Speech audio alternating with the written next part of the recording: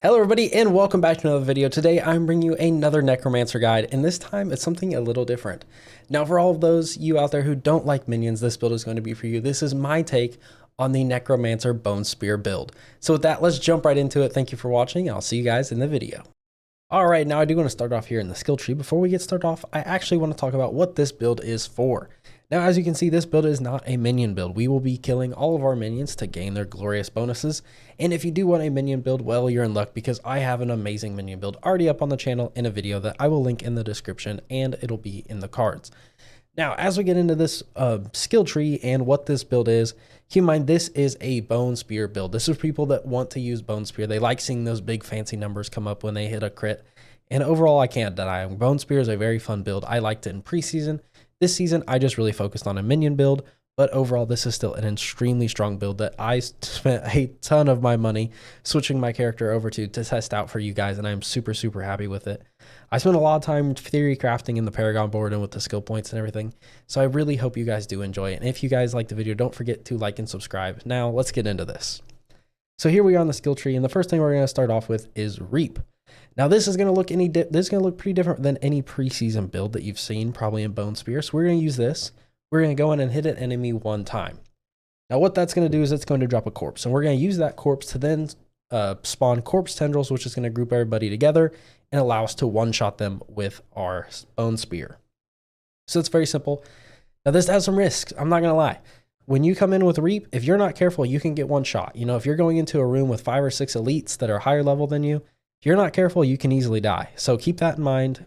Be smart. You know, hit somebody and get out of there. Spawn your corpse tendrils, get out of there.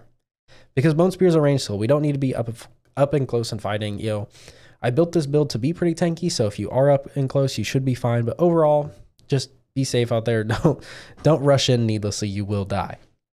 Now, I do want to talk about the Unliving Energy and Imperfectly Balanced. Now, Imperfectly Balanced would be great for us to use. However, it is bugged. It is very, very broken. It is basically doing the more essence, but not doing the more damage. So it is completely useless right now until they fix it.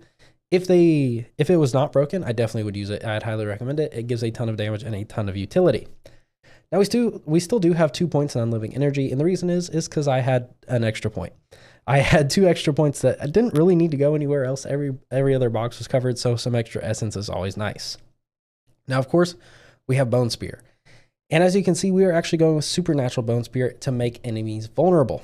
Now, this is where the build can slightly shift a little bit. So you can actually change this to Paranormal Bone Spear and be fine. And you can only do that if you change your corpse tendrils.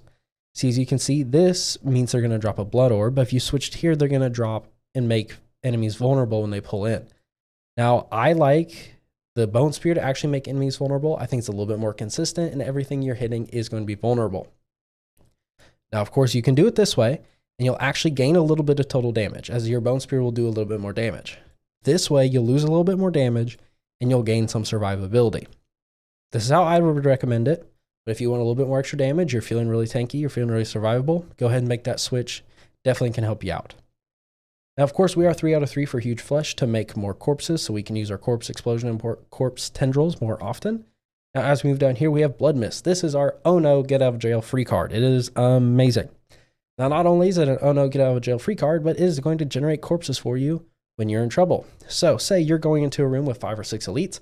What you can do is, instead of risking your life using Reap, pop this, go into the elites, and run out. Activate your corpse tendrils, and you're good. You're safe. No risk.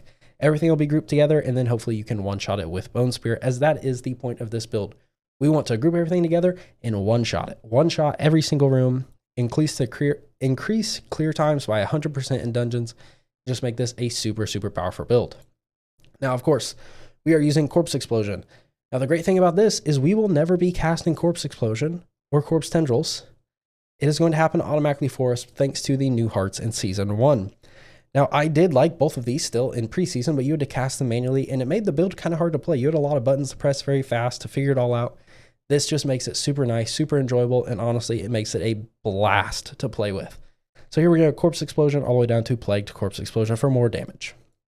Now, of course, we're going to max out Grim Harvest and Fueled by Death for some more damage. Now, as we make it down here to the Curse spot, we have another choice. I am using Iron Maiden. Now the reason is because I'm getting Decrepify from one of the hearts that I'm using. So if you're using the heart that will automatically give enemies Decrepify, don't use Decrepify. But if you're not, I would choose Decrepify over Iron Maiden. And overall, Decrepify is better. But since I'm already using it, I don't need to put any points in it. We're going with Double Curse for more damage. Now, Iron Maiden does have some really nice stuff. It's going to give us some tankiness and survivability, because every enemy who is hit by Iron Maiden, when they die, is going to heal us for 7% of our life. That's super nice. Now we're going to grab some passives to basically increase damage to cursed targets, more damage to close range, and more damage to far range. So we're covering all of our bases close and far. Now as we move down here to Corpse Tendrils, as you've heard before, this is super, super nice. It's going to group everyone in the room together so we can one-shot them and knock them down, all the way over here into Blighted Corpse Tendrils, or if you're doing it the other route that I mentioned, Plagued. Now here we're going to drop down and do some passives, some Serration, Compound Fracture, and Avulsion. Basically, this is going to give us more damage, more critical hit, more overall damage. Overall, it's great. The more damage, the better. We're trying to stack it every way that we can. Now, as we move down here to the ultimates, we are not actually going to pick any ultimate. We are only going to grab these two passives, Standalone and Memento Mori. Now, we can grab these because we are not using any minions, so it's going to give us some survivability, some damage reduction, and the sacrifices. So when you sacrifice your skeletons, you get a bonus. This is going to massively increase that bonus by 60%, giving us a ton of extra damage. I highly recommend it. Now for our ultimate perk, we're using Ossified Essence. Basically, it's going to buff our Bone Spear depending on how much essence we have. Now with this build, you should have plenty of essence. So this is just going to make it better and better. We are using a legendary aspect to actually even buff this more. So that is the skill tree, and of course, if you guys have any questions, comments, concerns, or ideas, leave them down in the comments, and maybe we can tweak this and make it a little bit better. This is the best I could do right now. But, you know, you guys have had some great ideas, especially in the previous builds I've done. You guys have had some massive ideas that help me change the build for the better. So you have any ideas, let me know for sure. Now let us move on to skills and gear. Well, I guess I should say Book of the Dead first, because that's what we're going to cover. Skill to Warriors, Skirmishers, we're going to sacrifice them, of course. And then Cold Mages, Sacrifice, and Golem, Sacrifice. This is just going to give us a ton of critical hit, a ton of damage to cursed enemies and slowed enemies, and just overall a ton of damage to vulnerable enemies, which all of them will be. Just a ton of damage stacking on each other. Now, as we get into gear, of course, I am recommending the Deathless Visage. Now, this is really nice. This is a unique. It's not too rare. I've seen several drop this season, but it can be a little hard to get. Now, if you get this, it's great. I would highly recommend running it. It makes the build just a little bit better, but it is not a make or break. Now, if you don't have this, very simple. Now, if you're feeling a little weak, grab something that's going to give you a little bit more tankiness, even though you shouldn't be, as I spec'd quite a bit of tankiness into this build already, or you can opt to go for some more damage since it is a helm. Now, in the chest piece, we have the Aspect of Disobedience, again, giving us some more tankiness in the form of armor. Now the gloves, Splintering Aspect, we're going to be buffing our Bone Spear with vulnerable enemies. Overall, just better, more damage. And again, Aspect of the Protector, giving us a barrier every time we damage some elites. That's great. We're going to be damaging a lot of elites. That's the whole point of this build. So a nice little barrier will definitely help us out. And then of course, Wind Striker Aspect. I really like this aspect for Necromancer, as Necromancers are very, very slow. So if you're running in a party, a lot of the times by the time you get there, your teammates will have cleared everything out because you are so stinking slow. So I highly recommend this out. It really does help. You know, critical strikes with this build, you should be getting them pretty much every time you fight somebody. So you'll constantly have, you know, this little speed boost. And of course, you want to get the max roll up to 6 seconds, and it should be constant pretty much the entire dungeon. Now, of course, we have our Aspect of Serration. This is a pretty good one. This is going to be buffing our key passive that I showed you earlier. Really, really strong. Aspect of the Umbral is going to help us with our resource management, keeping our resource capped up all the time. And then, of course, Aspect of Explosive Flesh. This is going to help us with our lucky hit. Now, as we move down here to our gems, the Sacrilegious and the Decrepit Aura are my two favorite. These are going to be used in pretty much every single build you see on this channel. The Sacrilegious, like I touched on earlier, basically when you walk near a corpse, is going to automatically cast Corpse Skill. So it'll automatically cast Corpse Tendrils and Corpse Explosion for us. Super, super nice. Basically, just makes this build autopilot, super easy, super fun, super satisfying to see the whole room grouped and you didn't have to do anything. Love it. And then, of course, we have the Decrepit Aura. Basically, this is going to, you know, put a little buff around you on the ground, and any enemy that walks into that will be decrepified. It's honestly great. It's basically a free skill point, super nice to use, doesn't cost any mana, and overall, it is great. Now, I will say the rolls on this do vary a lot. So basically how it works is the rolls are based on how many enemies you are near for it to activate. Now the worst being 5 and the best being 0. I would highly recommend farming for a roll between 0 and 1 because that means it will always be active when you're fighting somebody, especially a boss. If it's 2 or above, most likely it will not be active when you're fighting a boss, and that's some pretty big DPS loss. So I highly recommend farming some down to 1 or 2 enemies, and you should be set and ready to go. Now, I do want to talk about the Barber, as I think this aspect could be the best aspect in the game when they fix it. It is a little bugged right now. Overall, it is not horribly bugged. It's not broken. It still works, but it doesn't work as well as it should. And I'm still running it right now on my build. It's fun to play around with. I really like to see it go off. And so I would recommend trying it out and trying to get a good roll at least. I'm still going to recommend it for this build because I'm hoping they fix it pretty fast. You would think they would with their new legendary aspects. So I really do want to see this happen. All right, now here for the weapon, we do have some choices. Now, right now, this is the aspect that I'm currently running. I'm still testing out the weapon overall to see what is best. This is what I'm trying to do right now. Really, I'd like to farm for a unique weapon that really could do something cool for this build, but I sadly do not have it yet and can't do any testing. So this is what I'm currently running. Overall, it's pretty cool. With the blood orbs that we're spawning, we are overhealing, so we are getting that overpowering damage. And it's pretty cool so far. You can definitely see it doing some extra damage. So I'm going to roll with that for now in the guide.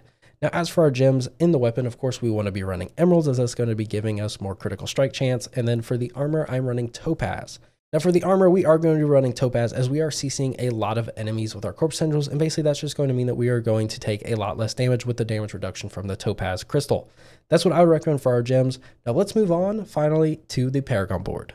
Now with the Paragon board, I'm not going to go into detail into every single node as we would be here for an hour, but I'm going to give a general idea of the Paragon board with the ways I would route it as you're leveling up and what to do. So here we are with our starting board. As we go in, we're going to throw control into our main slot, of course, for more damage. Now, as we go up, I would recommend Bone Graft. Now we are going to grab the legendary node first. We're going to put it at the bottom, and then we're going to work our way up into putting our Essence Rare Glyph in. Now from here, as you can see, you have choices. You can go left or right. Personally, I would go right here.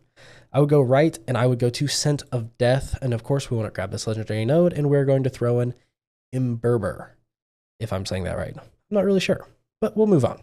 So this was what I would do next. And now here, these two, you can kind of decide which one you want more. We're not going to grab either of their legendary perks. Oh, actually, that is wrong. I forgot. We are grabbing this one. Do this one third for sure, as I forgot that I put this in the build. So you're going to basically, when you consume 5 corpse, you grab a 40% damage increase for 6 seconds. Depending on the situation and the size of the room, we are going to be generate. We are going to be consuming 5 corpses decently often. In boss fights, you're not really going to do it that often. Only like maybe something like Uber Lilith, where you're going to have enough time to actually pop 5 corpses before you go into a huge damage phase. It's going to help in fights like that. But overall, most bosses are going to die well before you consume 5 corpses. So this isn't a super priority, but I would do this 4th. And then, of course, go here down here 5th and finish it out with Exploit our Rare Glyph. Now, that is going to wrap it up. Of course, all of this will be linked in the description down in the comments, along with anything else you guys need. Like I said again, if this isn't your style of build, maybe you want minions, go check out the other build guide for the minions. It's a really cool mix of like shadow damage with minions. It's really cool. I call it the Shadow Minion Army. But yeah, I just really wanted to bring you guys a Bone Spear build. A lot of people love the Bone Spear. It's super strong. It's fun to play with. You see these huge numbers when you crit with the Bone Spear, and that can be really exciting.